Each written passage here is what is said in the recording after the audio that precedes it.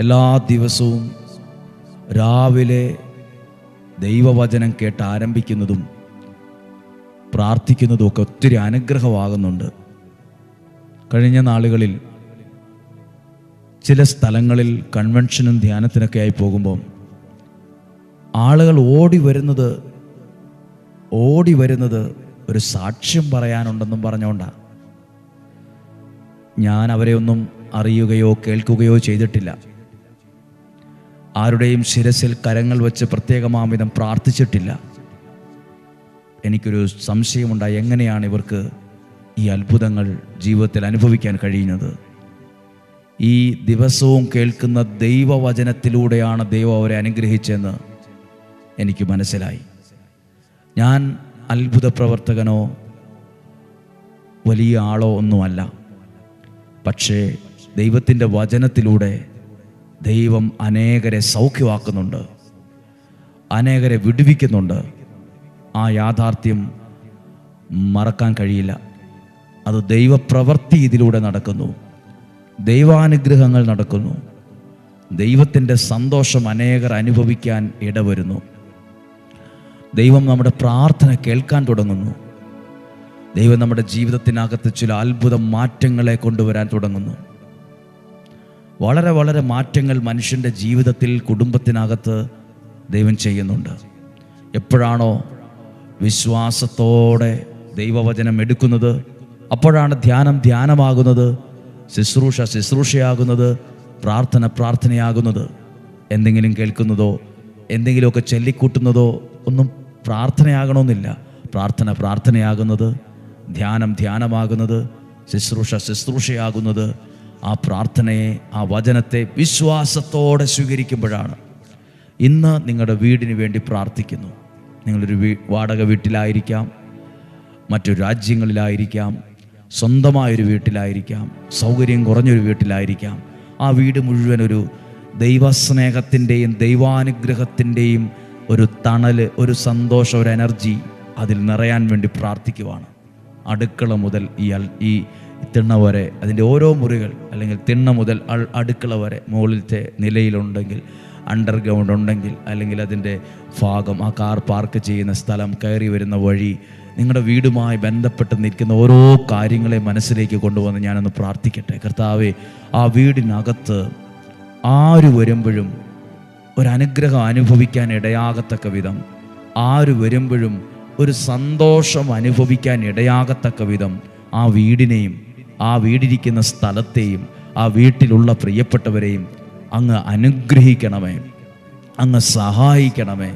കർത്താവ്, ഈ വീടിനകത്ത് വരുമ്പോൾ പെട്ടെന്ന് പോകണം, ഇതെന്തോ ഒരു രസമില്ലല്ലോ, ഒരു സന്തോഷമില്ലല്ലോ ഇവിടെ എന്ന് തോന്നാൻ ഇടയാകരുത്. ഒരു ദൈവാനുഗ്രഹം, ഒരു ദൈവത്തിൻ്റെ സ്നേഹമൊക്കെ അവിടെ ഉള്ളവരിൽ നിന്നും, ആ അന്തരീക്ഷത്തിൽ നിന്നും അനുഭവിക്കാൻ കഴിയത്തക്ക വിധം ഇപ്പോൾ ആ വീടിനെ ആ വീട്ടിലുണ്ടല്ലോ, നിങ്ങളുടെ ഭവനത്തിൽ നല്ല കാര്യങ്ങൾ നടക്കട്ടെ, സന്തോഷമുള്ള കാര്യങ്ങൾ നിങ്ങളുടെ ഭവനത്തിൽ നടക്കാൻ ഇടവരട്ടെ, അനുഗ്രഹമുള്ള കാര്യങ്ങൾ വീട്ടിൽ സംഭവിക്കട്ടെ, നല്ല കാര്യങ്ങൾക്കായി നിങ്ങൾ ഒത്തുചേരുന്ന സമയങ്ങൾ ഉണ്ടാകട്ടെ, നല്ലതിനു വേണ്ടി ചേർന്നിരിക്കുന്ന, പരസ്പരം സപ്പോർട്ട് ചെയ്യുന്ന, പ്രോത്സാഹിപ്പിക്കുന്ന, പ്രാർത്ഥിക്കുന്ന നല്ല അനുഭവങ്ങൾ ഉണ്ടാകട്ടെ.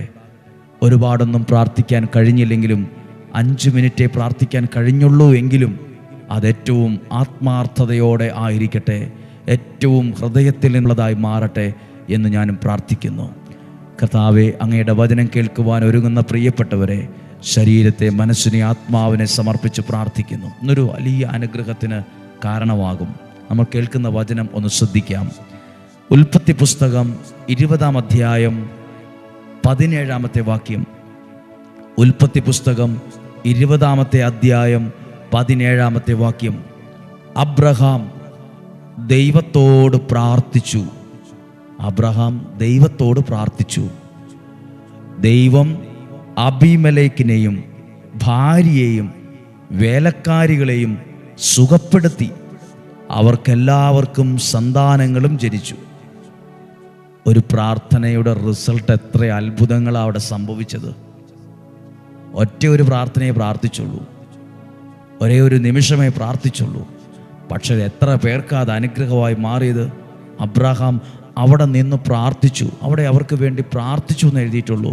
സന്ദേശം എടുത്തു എന്ന് എഴുതിയിട്ടില്ല. അവരോട് എന്തേലും പറഞ്ഞു എന്ന് എഴുതിയിട്ടില്ല. അവരുടെ ഭാവി പറഞ്ഞു എന്ന് എഴുതിയിട്ടില്ല. അവിടെ നിന്ന് പ്രാർത്ഥിച്ചു. പ്രാർത്ഥിച്ചിട്ടൊന്നും പറഞ്ഞില്ല, മക്കൾ ജനിക്കും, നിങ്ങളുടെ ഭാരം മാറും, ഒന്നും പറഞ്ഞുമില്ല. പക്ഷെ സംഭവിച്ചതോ, അബ്രഹാം പ്രാർത്ഥിച്ചു.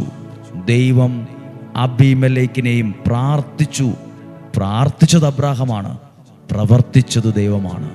പ്രാർത്ഥിച്ചത് അബ്രാഹമാണ്, ആ രാജ്യത്ത് ആ ഭവനത്തിൽ പ്രവർത്തിച്ചത് ദൈവമാണ്.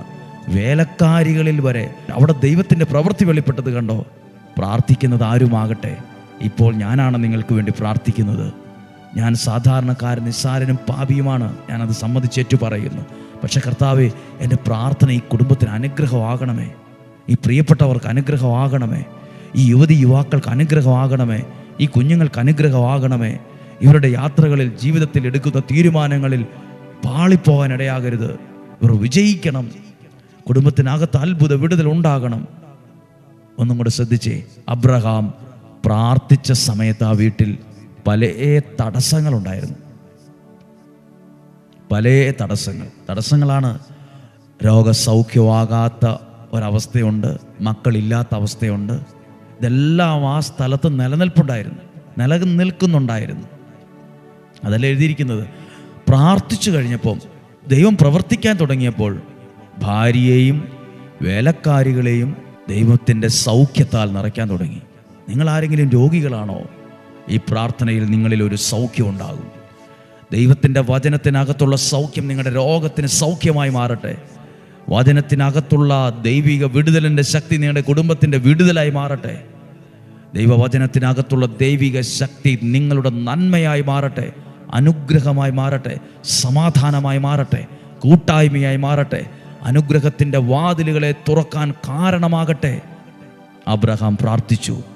അടുത്ത വാക്യമാണ്, അവർക്കെല്ലാം സന്താനങ്ങളും ലഭിച്ചു, ജനിച്ചു. അപ്പോൾ തടസ്സം ഉണ്ടായിരുന്നു, അവിടെ മക്കളില്ലാത്തൊരു വേദനയുണ്ടായിരുന്നു. ഈ പ്രശ്നങ്ങൾക്കെല്ലാം പരിഹാരമായത് ഒരൊറ്റ പ്രാർത്ഥനയാണ്. അബ്രാഹത്തിൻ്റെ ഒരു പ്രാർത്ഥനയാണ് ആ വിടുതലിനെല്ലാം കാരണമായത്. പ്രിയപ്പെട്ടവരെ, നിങ്ങൾ കേൾക്കുന്ന ഈ വചനം, ആ വചനത്തോട് ചേർന്ന് നിന്നുള്ള പ്രാർത്ഥന നിങ്ങളുടെ ബന്ധനങ്ങളെ കഠിനമാക്കുകയല്ല, നിങ്ങളുടെ ബന്ധനങ്ങളെ വിടുവിക്കുകയാണ് ചെയ്യുന്നത്. നിങ്ങളുടെ പ്രാർത്ഥനയ്ക്ക് മറുപടി ലഭിക്കുകയാണ് ചെയ്യുന്നത്. നിങ്ങളുടെ കുഞ്ഞുങ്ങൾ അനുഗ്രഹിക്കപ്പെടുകയാണ് ചെയ്യുന്നത്. നിങ്ങളുടെ രോഗം സൗഖ്യമാവുകയാണ് ചെയ്യുന്നത്. നിങ്ങളുടെ ജീവിതം കുറെ കൂടി ദൈവാനുഗ്രഹം ആയി മാറുകയാണ് ചെയ്യുന്നത്. അടുത്തൊരു വാക്യം കൂടിയുണ്ട്, 18-ാമത്തെ വാക്യം. കാരണം അബ്രാഹത്തിൻ്റെ ഭാര്യ സാറായെ പ്രതി കർത്താവ് അബീമേലെക്കിൻ്റെ അന്തപുരത്തിലെ സ്ത്രീകളെ വന്ധികളാക്കിയിരുന്നു. ചില പ്രയാസങ്ങൾ അവിടെ ഉണ്ടായിരുന്നു, ചില പ്രതിസന്ധികൾ ഉണ്ടായിരുന്നു, ചില ബന്ധനങ്ങൾ അവിടെ ഉണ്ടായിരുന്നു, ചില തടസ്സങ്ങൾ ഉണ്ടായിരുന്നു. പക്ഷേ അവിടെ ബന്ധനം മാറാൻ പ്രത്യേകിച്ച് പ്രാർത്ഥനയൊന്നും നടന്നില്ല.